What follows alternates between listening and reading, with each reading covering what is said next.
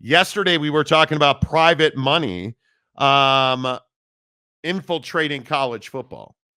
And one of the real interesting questions and one of the real interesting offshoots of that was, can the Big 12 attract enough private money to compete and survive against the Big 10 and the SEC? And I think it is a very, very interesting question, because I don't know that that is an unequivocal yes. And I think we've talked a lot on this show about, Brett Yormark and the job that he's done as a commissioner of the Big 12. And I think the real question is, can the Big 12 attract enough private money? I don't have any doubts about it. I truly do not. The Big 12 has signed on the dotted line. They have agreed to the terms of the settlement in NIL. And I think that is the only course forward here. The Big 12 is being pragmatic. The SEC and the Pac-12 have yet to sign. They are expected to do so by the end of the week. But all you're doing is delaying the inevitable. And as far as the Pac-12 goes, this is a formality. The Pac-12, obviously, in a month from now, is not even going to be a conference. You are assuming their cooperation. The SEC, it's just a matter of time. College sports is going to move on from this moment. And will there be other lawsuits? Sure. We're going to talk about the G5 in a minute. But I think the biggest question is, can Brett Yormark lead the troops in the Big 12 forward with enough cash, enough revenue, enough private equity to compete? And I have no reason to believe that he cannot. And it's interesting talking to people around college sports yesterday. There's a lot of questions about the viability, not of the ACC here, but of the Big 12. And Jake, I guess the question is, do you believe that the Big 12 is on solid footing here? I mean, I think as a conference, they're on solid footing. I think the trouble is that they don't have the big brands that the other three conferences have. And yes, I'm including the ACC in that conversation, because the ACC does have big brands. And, the trouble is that, in football, the Big 12 has a lot of question marks. Like, obviously, Utah's great and everything, but Utah is not Texas. Obviously, Utah is not Oklahoma. And I think the real conundrum for the Big 12 is, what is the secondary brand in your conference that's going to step up? I mean, is Texas Tech actually going to show up this year? Or, who's going to be the other brands that make an appearance in the college football playoff this year? Because that's the real question, because ultimately the only reason the Big 10 and the SEC are getting all the money is because they're the ones that essentially run college football. You're talking about two conferences that dominate participation in the college football playoff and are going to continue to dominate participation in the college football playoff, just on a bigger scale. So are they on solid footing? Yes, they're on solid footing, but are they going to be able to compete long-term? I'm not so sure I'd be confident in that, because what we need to see somebody else in the Big 12 actually step up on the football field. It's not in question what you can do on the basketball court. We all know that. We all know that it's a deep league on the basketball court. But are we really sitting here saying, like, man, Houston's really going to do a big thing this year? UCF is really going to come out and scorch everybody? No, we're not saying that. We're sitting here saying, hey, is now that Will Howard's gone, is K-State going to bounce back? Can Sonny Dykes get TCU back into the college football playoff? Is Utah actually a national championship contender coming out of the Big 12? And I think for those reasons alone, if you're private money, you have to take that little second and say, yeah, let's make sure we don't mess this up. Because I remember what private money is. And I think a lot of people don't understand this. It is a for-profit business. And when you're talking about injecting between 50 million and 100 million or hundreds of millions of dollars into a project, you're not doing that to lose money. You are expecting that equity to be used to grow revenue, and you are expecting to see a return on your investment. That's the biggest question. Is the risk reward quotient there in the Big 12? And I think, much to your point, I don't think there is a brand in the Big 12 right now. I just don't. Not in football. Basketball, different conversation. In Big 12 football, what's the preeminent brand? Yeah. And I just don't see it. And I don't see if I have $50 to $100 million or $200 million, Right.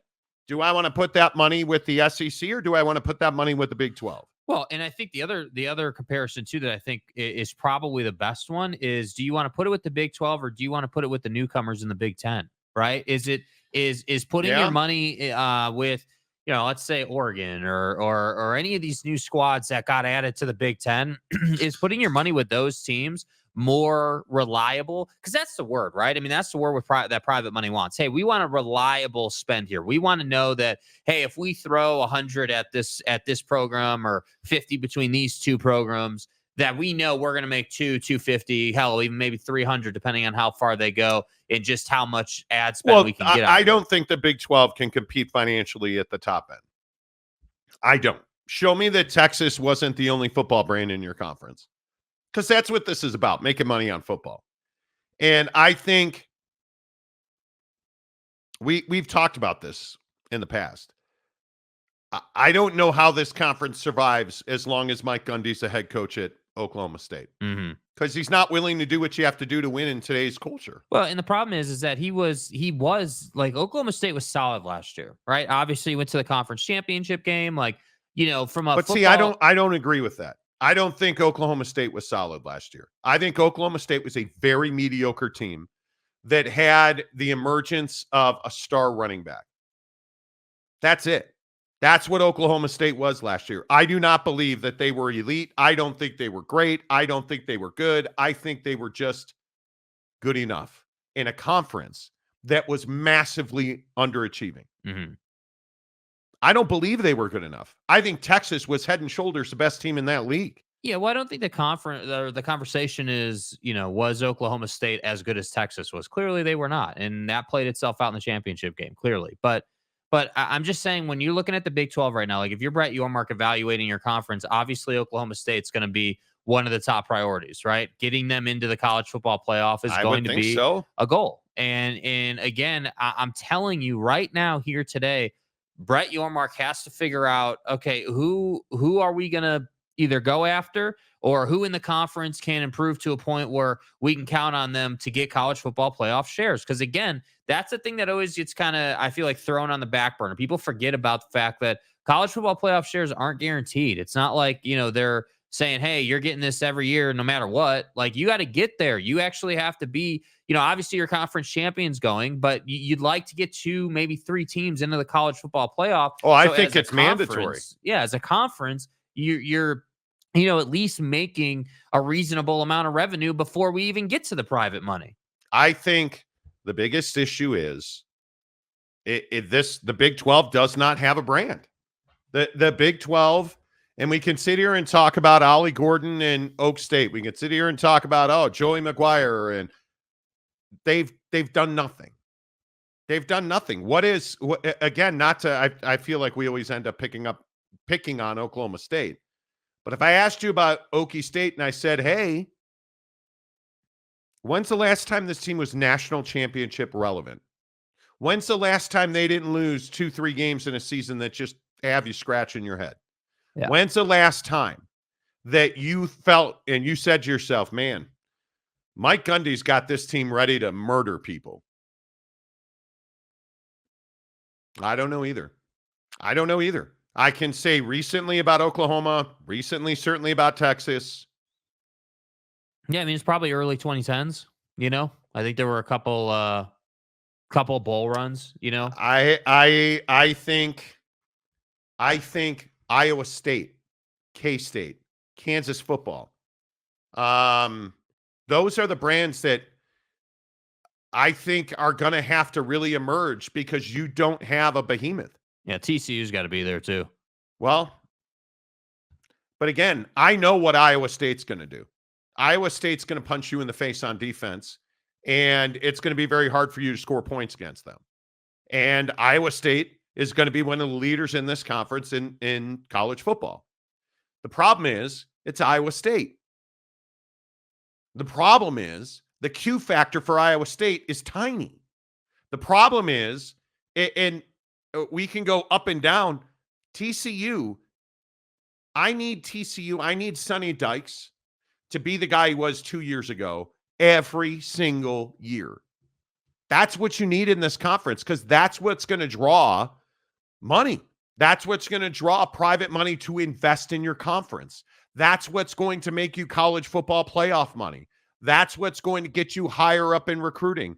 That's what's going to get you higher up in NIL. That's what's going to get you higher up in the transfer portal. Right? And we joke about, again, Oklahoma State. Ollie Gordon, oh man, people are trying to steal him. You're right, they are. And if he was smart, Ollie Gordon would leave Oklahoma State. Mm-hmm. Go play in big games. Oklahoma State won't be playing in big games. And this is going to sound simplistic. Oklahoma State won't be playing in big games until they are. Transfer to Texas, you're playing in every week's a big game. Yeah. Transfer to Bama, transfer to Georgia, transfer to Michigan, transfer to Ohio State, transfer to Oregon. Yeah. You're playing in big game every single week. It's as simple as it is. Mm-hmm. Are you going to transfer to BYU? You're probably not. Are you going to transfer to Houston? You're probably not. Are you going to transfer to TCU? Are you going to transfer to K-State? Are you going to transfer to Kansas? You're going to transfer to Lubbock? You're probably not. And that's, again, why I say the Big 12 has to answer questions. Every one of these teams in this league has to believe that their championship game is week 1 and 2 and 3 and so forth and so on. Every week in this league, you have to. Is there a team in this league that you believe can go undefeated? No, not really. I think so. even Utah is probably a 1-2 loss team, as good as they're going to be. And I go back to your UCF point. I think UCF is the team that's got a base of talent in its backyard that has a legitimate chance to build a program. Sadly, that's probably not right now. Right. And I think it's, I think last year was obviously their first year in the Big 12, and, this is year 2. And I think that, they're going to build upon last year. They had some injuries last year, unfortunately, that really hampered them and really limited them. But again, it's this whole concept of, hey, who can the Big 12 rely on? And I don't think you can rely on anybody right now. And I think that's why the conversations with Duke and UNC and all the, Louisville, all these different schools is happening, because Yormark sees what's coming down the pipe. As I was saying yesterday, before CenturyLink screwed us, Brett Yormark has vision, and other folks do not have vision. And do you think that Duke and North Carolina knocked our internet out yesterday? Yeah, I think they did. No, you know who I think knocked it out? I think Val Ackerman knocked it out. I think that these low end commissioners of these big sky conferences who want to complain about paying their fair share knocked it out. They're victims. Yeah, they're victims. They don't want to pay their rent. Well, I got news for you. Rent's due, and it's time to pay. Yeah. And unfortunately, it's not in your control, and you unfortunately don't have the right to say this is what's happening, this is what's not happening, because you're not the big boys. And again, this is why I say if you're the Big 12, you're in a very precarious situation, because the ACC is going to change. And I don't know if that's meltdown or, partial change, or if the buffoon on, what was that, Friday, I think it was, or was that yesterday? Nashville. Nashville. Dude,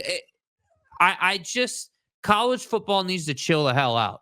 We need to get calmer waters. We need to get to a place where you can go on a 10-year run where there's not conferences burning down constantly. Yeah, that's not going to happen anytime soon. Until the Super League is here, that's not going to happen. And again, I just go across and I look at all these leagues. Big Ten's not a better football league than the Big 12 last year. Quality of play on the field, depth of football quality. This year it is. When you add the 4 that they added, you add Washington. I don't know if you noticed this, but Jim Romadunze and friends, they played for a national championship. Oregon, SC, UCLA is what it is. Yeah. You add those 4, you're a better football conference now. You have better brands. You have got, obviously, and whatever it is that happens in Ann Arbor, you've got those 2, which are 2 of the biggest brands in college sports. You've got SC and Oregon, which are now 4 of the biggest brands in college sports. Yeah. You add the Washington Huskies and Jed Fish, who I love and respect. That program's not going anywhere. And who knows what you get out of UCLA. The Big Ten's a better football conference now than the Big 12. They are. It just is what it is. You don't have to like it, but it is what it is. And then, did I mention that Texas and Oklahoma went to the SEC? You're a better football conference now. You were already the best. So now my question is, look at Arizona State, Colorado, and Utah. Who steps up to compete for a national championship? You don't have to like it, but you better learn to love it. That'd be Kyle Whittingham and the Utah Utes. Anybody? No. Well, Oak State James is here. Is Oak State James here today? He is here today. Monty, you said that the mullet's terrible. Utah is better than any of the 4 that are joining the Big Ten. Sorry, Utah's not better than Oregon or Washington. Utah's not. I will remind you that Utah, I would agree, is better than SC and UCLA. But you look at what Oregon did last year. You look at Washington competing for a national championship. They're not better. Utah is not better than Washington and Oregon. Not today. Ask me after the first week of the season, second week of the season, October, when you're dressed up like Mike Gundy's mullet, then maybe we could talk about is Utah better than Oregon and Washington. Right? When I'm playing golf on Thanksgiving Day in Florida, maybe we can talk about is Utah better than Oregon. Dude, Oregon's coming for your neck. That team, I believe Oregon will compete for a national championship this year. Yeah, they're definitely in that pile. So, and listen, I love my guy Kyle Whittingham. There is no coach I respect more. He's not got the goods over the last decade to compete for a national championship. Is he conference championship good? Absolutely. Every single year. Does he have one of the best defenses in the country, Kyle Whittingham, every year? Absolutely. Does he have massive and consistent issues at quarterback every single year? Yes. He don't put wide receivers in the NFL. He puts DBs and D linemen and linebackers in the NFL. Yes. So, I mean, we can be straight with it and say, I love Kyle Whittingham. But is he national championship good? No, I think he's got to prove that he's New Year's Six good first. I think you got to prove that you can get past that round because again, I haven't forgotten, right? You lose to Ohio State, lose to Penn State. Oh, well, Cam Rising got hurt. Don't care. You lost. It is what it is. And I look at my guy Kyle Whittingham, and I look at that schedule that he's got coming up. Let's not pretend that somehow. Now, the nice thing is you open against Baylor, right? I like it. Baylor's got to come to Salt Lake City. Dave Aranda is probably going to be sweating off his bald ass head. It's fine. Right? You should have fired Dave Aranda. You didn't. I'm not taking Baylor seriously. Going down that Chrome Dome? Take the respect. Because you haven't earned it in Waco.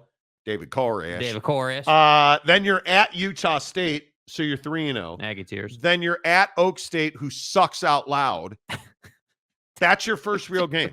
You got to go to Stillwater. Wow, we're going to have to gut another steer, Monty. And we'll find out. Are there parasites living in Gundy's mullet this season? We'll find out. I mean, he doesn't have to be afraid of playing Bedlam anymore. Okay, I'm just being a jerk. Well, guys, that win was for all of our players and fans. Oh, it was God. just an incredible game. We beat Oklahoma in one of the biggest moments ever. Bedlam sucks. We don't need Bedlam. Nobody here wants Bedlam. Oklahoma, come on. We don't need Oklahoma. Fuck Bedlam. Are you kidding me? Shut the fuck up, Donnie. Barry Switzer. I'm worried about what's going on with my kids. Shut the fuck up, Donnie. Because it's illegal. Because it's illegal. I don't break the rules. Oh, man. The gaslighting of Oak State James. I think I've hit it every time. I mean, I'm almost like Notre Dame. I'm almost like Notre Dame. I mean, I'm almost like Notre Dame. Have you seen the worms and the cicadas that we pulled out of this mullet boy? I'm almost like Nostradamus. God damn it. I'm a man. Anyway. I'm a man. I have a lot of pent-up energy from yesterday. So get your facts straight. Caleb Aylmore. Oak State needs to shore up the defense and play better QB. But listen, Brandon Whedon, fucking relax. What's up, motherfuckers? Best quarterback ever. Noel Ramirez. No, first team all Alan Bowman, man. Look, here at Oak State, we don't worry about what's going on in Soonerville. We're over here at Buc-ee's slurping on down them barbecue sandwiches, boy. Because it's garbage. I don't even know whose voice that is. For someone like Monty that likes to say this is his job, and him going on rants about the Big 12 and the G5 times not investing, and his internet goes out. Hey, man. So let me get this right. Just quick review, right? It says that like, for someone like Monty that likes to say this is his job. So let me get this right. You just tried to come into the comment section for the first time in probably 3 weeks. I haven't seen you in the comment section in quite some time. And you show up the one day that the internet goes out. So let me get this right. You watch every single day, and then you want to hate on the internet. You're not getting past us. And by the way, get some better material. The easiest thing to do today, and I love you guys, the easiest thing to do today is to make an internet joke. Get some new material. They're out there. They're out there. Give it 3 years and Houston will win the Big 12. I agree. I think Houston's going to build. Oh, Ferris Khan, we got a Jim Harbaugh story. Here we go. Because Ferris told us all, Monty, I mean, just tell you something. You think you know, you don't know. Monty, Jim Harbaugh's not going anywhere, he's boy. Not leaving. He'd never do that to the program. Jim Harbaugh is not leaving this program. Jim, stalwartness. He's a Michigan man. It's a we fence, bitch. Got to be America's team. Where is he going? So we told you that it's a we fence. Jim Harbaugh lost the room at Michigan. Mm-hmm. Jim Harbaugh had lost the respect of leadership, that he had fractured relationships in administration in Ann Arbor. And oh my God, the Michigan fans, I don't know what you're talking about. That's you don't bullshit. say that about Jimmy. Okay. I don't know what I'm talking about. I was completely wrong. Even though we told you that the Chargers were laser focused on Jim Harbaugh and Jim was laser focused on the Chargers. But Monty's never leaving. New story out yesterday. Why did Jim Harbaugh leave Michigan? According to this news story, and I don't remember who wrote it. Fuck him. Anyway, I don't remember who wrote it. Why did Jim Harbaugh leave Michigan? Amongst others, he had a fractured relationship with Ward Manuel, the athletic director. Oh, got it. So what you mean is Jim Harbaugh is an arrogant asshole who doesn't like the way Ward was behaving, and that fractured the relationship to the point where he left for the NFL. Because he wanted unwavering loyalty, Jim Harbaugh. And Ward Manuel wouldn't give it to him. Who are you, Donnie? Come on. And Ward Manuel, he was upset because Ward Manuel didn't believe Ward Manuel fought hard enough for him. He was upset because Tony Petitti allegedly promised Jim Harbaugh that before it went public, he would come to Ann Arbor and meet with Jim and tell him what was found so that they could have some time to react to it. Tony Petitti didn't do that. And then he got upset, Jim Harbaugh, allegedly, because the trustees at Michigan no longer wanted to dump money onto the fire of defending him in legal fees. And that's why he was so upset, and that's why he left Michigan. That's right, T. Which is exactly what we told you on the show. But, we don't know anything. We ain't got nobody. Yeah. Ward Manuel, by the way, Ward Manuel versus Jim Harbaugh. Who won? Oh, Jim Harbaugh won. Jim Harbaugh won. Yeah. Jim Harbaugh won. Yeah, no doubt. Jim Harbaugh won by a lot. Hey, but you know what? You know what, man? You guys in Ann Arbor keep telling yourself stories. Yes. Keep lying to yourselves. Keep telling us that, Ryan Day's got a PI digging up dirt. That it was Ryan Day's brother. He's a private investigator. 100%, dude. That's Stories what it was. were fabricated. 100%. Notice we haven't heard anything about vacuum salesmen yet, right? Notice we haven't heard anything about the LLC. That hasn't come out yet. But it's coming. It's going to happen. Give it time. Stephen Smith back in the membership. Let's go, baby. Stephen, appreciate you. Good to see you. You two levers of membership right here on the Monty program. And Monty? You can join for $2 a month. That'll get all your comments highlighted and read. For $9.99 a month, you get your comments read, and you get into our members only Instagram chat. Yeah. Which has quite the bit of jackassery in it. We argued about whether or not "see you next Tuesday" is a bad word. And before you go signing up, feel obligated to say, if you're going to come into the members only group chat and say some dumb stuff, you may or may not get slapped around to the point where you want to leave the chat. It is what it is. Don't complain. Then beg to get back in. Yeah, don't complain. Charles Spellman for $5. If the Big 12 makes it through all this and adds ACC schools, 1, put a Yormark statue somewhere. Hey, that's the truth, though. That's the truth. 2, he may be the best commissioner given the circumstances. I think that's very correct. Yeah, he definitely doesn't get the credit he deserves. I think Brett Yormark has guided this conference into a heck of a lot more stability than anybody thought that the Big 12 would have. And I think it's because he split basketball and football into 2 different business units, and he is running revenue through them separately, which is now the model that every conference is using. And I think it is practical, and I think it is exactly the right way to go about doing business. Because I think you can't, and we're learning that now more and more, that you can't have football and basketball money commingled. Because basketball revenue now, especially when we're on the verge of expanding the NCAA tournament, which, again, another thing everybody says I'm wrong about. I'm telling you, the NCAA tournament's going to be expanded, and I'll continue to tell you that. That is going to happen, and it will be much to the Big 12's benefit. Yeah. Because you're going to be in an era now where, hopefully, I would like to think this season you would have 3 teams at a minimum in the college football playoff. I'd like to think Utah. I would like to think Oklahoma State.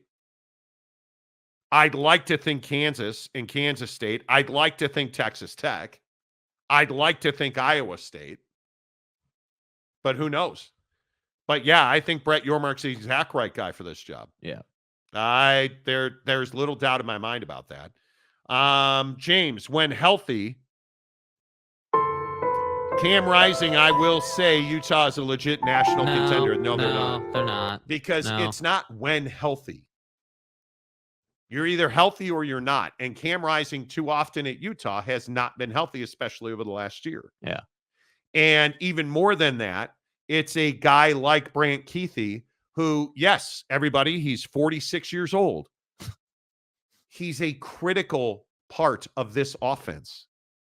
This Utah offense, in my opinion, is predicated on clock control. And if you don't have a tight end to throw the football to, and if you don't have a quarterback to throw the tight end of the football, this offense is far less effective. And I know that's not rocket science, but yeah. Mike Smith, Big 12 better not pin their hopes on Utah unless they can change their ability to win a game after the regular season. Agreed. I completely agree with that. I think that they have to prove that they can win Rose Bowl level games, or what was the Rose Bowl. Obviously, that's changing. But you got to prove you can win that level of game. Okay, so I would like to officially point out we've made it further today than we made it yesterday. Wow, dude. It is now 6:35. Yesterday, the interwebs.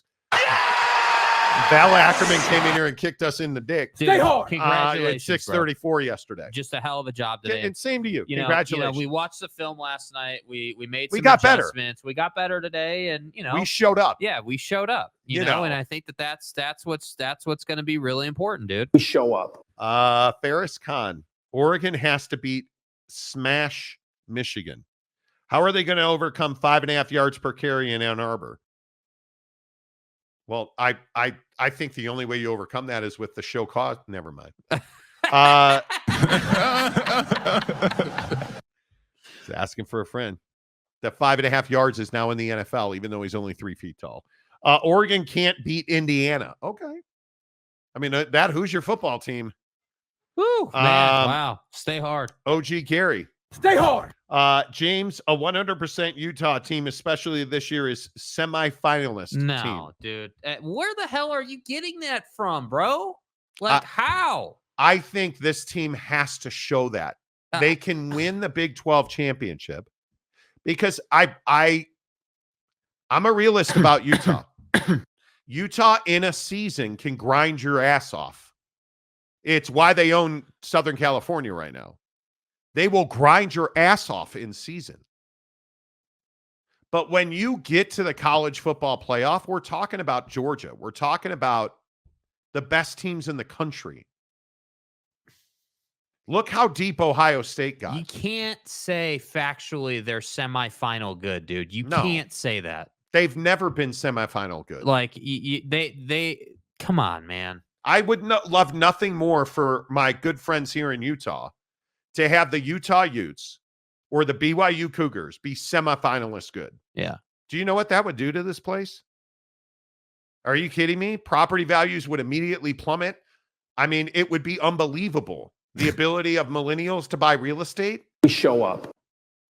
But the enthusiasms that college football is in the state of Utah, do you know what that would mean to this town? Oh, it'd mean a ton. We'd get an NHL franchise. All right. I don't regret those decisions. You know, Christopher Shannon. Dave Aranda will give a deep philosophical explanation as to why he lost again. Well, I want you to understand that these are quality young men, and it was all Grimey's fault. We take a lot of pride in developing our kids into men, and we do it the right way here. We built this program on sweat from a bald skull. And that didn't get us a W on the field, and we're gonna have to watch the film and really, diagnose and assess from the schematic standpoint why our defense blows and lost the game to Utah when they didn't have a quarterback. Oh no, I like the part where the coach is like, oh well, we lost that game because all 3 phases were not aligned, and I mean, this is why Grimey had to be fired, because all 3 phases weren't aligned, and admittedly, Mercury was in retrograde this week, so it really kind of threw us off. And we didn't execute.